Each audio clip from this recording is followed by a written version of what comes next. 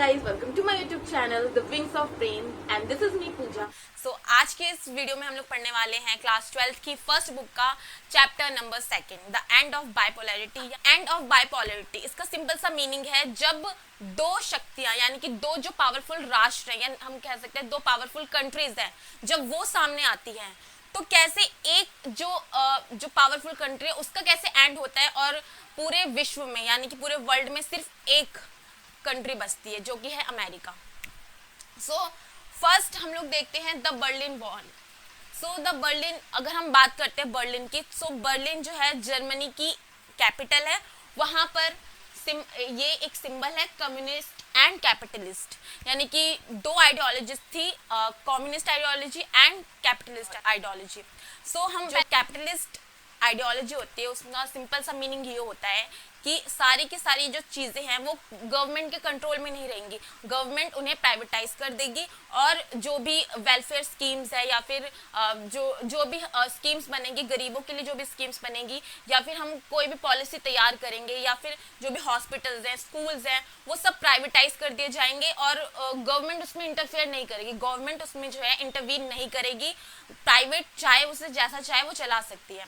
और on the other hand अगर हम बात करते हैं कम्युनिस्ट की, जो कम्युनिस्ट है यानी कि समाजवादी मॉडल, कम्युनिस्ट मॉडल इस आइडियोलॉजी पे बेस्ड है कि सारी की सारी चीज़ें गवर्नमेंट के अंडर होंगी।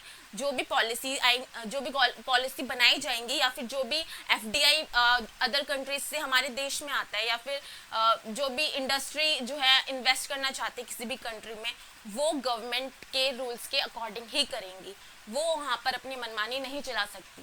कम्युनिस्ट पार्टी में या कम्युनिस्ट जो गवर्नमेंट होती है उसमें एक बात ये भी होती है कि बहुत सी जो स्कीम्स होती हैं या बहुत सी जो पॉलिसीज होती हैं वो लोगों के वेलफेयर के लिए बनाई जाती हैं। सो यहाँ पे ये दो चीज़ जो है कैपिटलिस्ट एंड कम्युनिस्ट, इनके बीच की आइडियोलॉजी की लड़ाई थी। तो ये जो लड़ाई थी वो कैपिटलिस्ट एंड कम्युनिस्ट के बीच की लड़ाई थी, जो ये आइडियोलॉजी पे बेस्ड थी। जो ईस्टर्न यूरोप की कंट्रीज थी वो सबकी सब सोवियत यूनियन के साथ थी और जो वेस्टर्न यूरोप की कंट्रीज थी वो सब के सब अमेरिका के साथ थी। सो इसी आइडियोलॉजी के बेस पे इन्होंने एक दीवार बना दी जिसको कहते हैं बर्लिन की दीवार, हम कह सकते हैं द बर्लिन वॉल, जो 1961 में बनाई गई।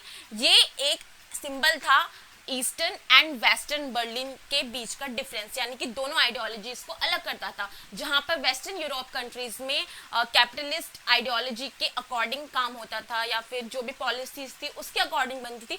ऑन द अदर हैंड जो ईस्टर्न यूरोप की कंट्रीज थी वहां पे जितनी भी पॉलिसीज थी वो गवर्नमेंट अपने आप बनाती थी, जिसमें बहुत सी पॉलिसीज जो थी वो लोगों के वेलफेयर के लिए बनाई गई थी। सो ये सिंबल था डिवीजन, सिंबल था कैपिटलिस्ट एंड कम्युनिस्ट गवर्नमेंट के बीच का।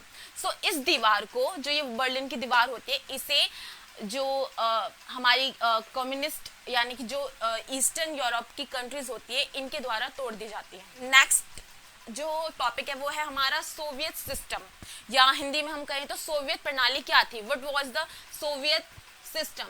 सो सबसे पहले आप एक फुल फॉर्म देखो, क्योंकि एग्जाम में अक्सर 12th एग्जाम में ये फुल फॉर्म बहुत पूछी जाती है। USSR, the union of Soviet socialist Republic, यानी कि समाजवादी सोवियत गणराज्य। समाजवादी इसका सिंपल सा मतलब है communist Soviet Union. What was the revolution of 1917? So इसके बारे में हम पढ़ते हैं। It came into existence after the socialist revolution in Russia in 1917, यानी कि रशिया में 1917 में एक क्रांति हुई, यानी कि एक रिवॉल्यूशन हुआ जो कि एक आइडियोलॉजी पे ही बेस्ड था। ये आइडियोलॉजी कहा थी the revolution was based on of socialism and oppose to capitalism, यानी कि जो ये आइडियोलॉजी थी, जो ये आइडिया था वो सोशलिज्म को सपोर्ट करता था, यानी कि समाजवादी, यानी कि सब कुछ सरकार के अंडर होना चाहिए, जो भी स्कीम्स बने वो सरकार बनाए, और ये अपोज करता था कैपिटलिज्म का, यानी कि जो भी कंपनी है वो बाहर से आके अपना जो भी लोगों पर शासन ना करने लग जाए, यानी कि या फिर वो गवर्नमेंट के लिए अकाउंटेबल ही ना हो, जो चाहे वो करती रहे, या लोगों का लोगों के राइट्स का वायलेशन करती रहे, गवर्नमेंट कुछ ना कहे। So the Soviet political party around communist party. So एक इसमें ये भी है कि जो सोवियत यूनियन था उसमें सिर्फ एक ही पार्टी का शासन चलता था, एक ही पार्टी जो थी उसे लीड करती थी, जो थी communist party. Opposition of course कोई अपोजिशन नहीं था, सबके सब जो लीड कर रहे थे उस सरकार को, सबके सब उसी के थे। Economy was plan and control by state. Of course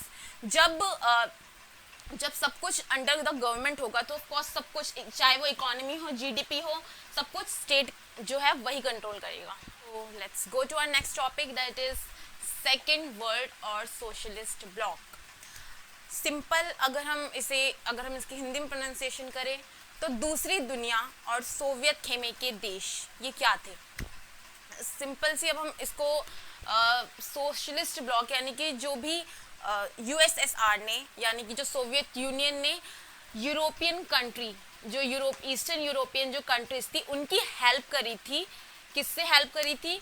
fascist forces. जैसे कि इंडिया में अंग्रेजों ने इंडियंस के राइट का कितना ज़्यादा वायलेशन किया था, कितना ज़्यादा शोषण किया था, वैसे ही सेम सिचुएशन थी ईस्टर्न यूरोप की कंट्रीज में, जहाँ पे फासीवाद जो गवर्नमेंट थी वो उनके अधिकारों का हनन यानी कि वो उनके राइट्स का वायलेशन करती थी, जिससे सोवियत यूनियन ने उनकी हेल्प करी, जिसके कारण जो ये ईस्टर्न यूरोपियन कंट्रीज हैं ये सब आ गई सोवियत संघ यानी कि सोवियत यूनियन के साथ आ गई। सो इसी को कहा जाता है the group of countries was called the second world और socialist bloc. Socialist bloc, Soviet खेमा, जो ये एक संधि यानी कि एक इनके बीच में एक एग्रीमेंट में साइन हुआ था जिसको हम वार्सा पैक्ट एग्रीमेंट के नाम से जानते हैं। सो यहाँ पे एक चीज नोटिस करने वाली वो ये है, eastern European and western European. So हम देखें जो ईस्टर्न यूरोप के जितने भी देश थे वो थे सोवियत संघ के साथ यानी कि सोवियत यूनियन के साथ, और जो वेस्टर्न यूरोप के जितने भी देश थे वो थे अमेरिका के साथ यानी कि जो फर्स्ट वर्ल्ड या हम जिसको कह सकते हैं पहली दुनिया, ठीक है, इनके साथ थे। सो अब हम देखते हैं हमारा नेक्स्ट टॉपिक, वो है द इकोनॉमी जीडीपी कैसी थी सोवियत यूनियन की। जो इकोनॉमी थी सोवियत यूनियन में वो बहुत ज़्यादा फ्लेक्सिबल थी, काफ़ी ज़्यादा थी, मतलब मोर डेवलप्ड इकोनॉमी थी। कॉम्प्लेक्स कम्युनिकेशन नेटवर्क यानी कि उनकी जो संचार प्रणाली थी वो बहुत ज़्यादा डेवलप्ड थी, बहुत ज़्यादा डेवलप्ड इन द सेंस कि अगर कहीं भी कोई भी उनके खिलाफ कोई भी षड्यंत्र या फिर कोई प्लानिंग कर रहा है तो उनको उनके जो भी प्लेन्स होते थे या फिर उनके जो भी उन्होंने अपने जो फिक्स्ड किए होते थे, सैटेलाइट्स वगैरह फिक्स की होती थी, उनके जरिए उनको बहुत आसानी से इजीली इंफॉर्मेशन अवेलेबल हो जाती थी कोई देश उनके अगेंस्ट कोई प्लानिंग कर रहा है। जो थर्ड है वो थे उनके पास काफ़ी अच्छी रिसोर्सेज थे, लाइक उनके अगर हम बात करते हैं ऑयल था उनके पास, आयरन था, स्टील था, जो एक डेवलप्ड कंट्री के पास होना यानी कि बहुत अच्छी बात, यानी कि वो बहुत ज़्यादा विकसित देश है, उसको किसी से भी हेल्प लेने की ज़रूरत नहीं है। मोर एफिशिएंट ट्रांसपोर्ट सेक्टर, इनके पास अनएम्प्लॉयमेंट, ऑफकोर्स जो यहाँ पर गवर्नमेंट का रूल था वो सोशलिस्ट था।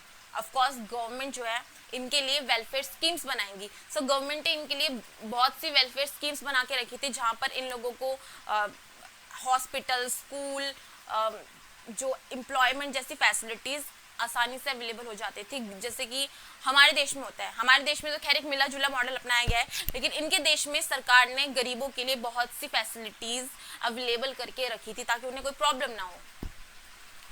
Soviet union had insured a minimum standard, जो मैंने आपसे बात कही वही है, minimum standard of living of all the citizen, यानी कि हॉस्पिटल, स्कूल, एम्प्लॉयमेंट, एक अच्छी खासे अमाउंट में उन्हें सारी फैसिलिटीज़ मिल जाती थी।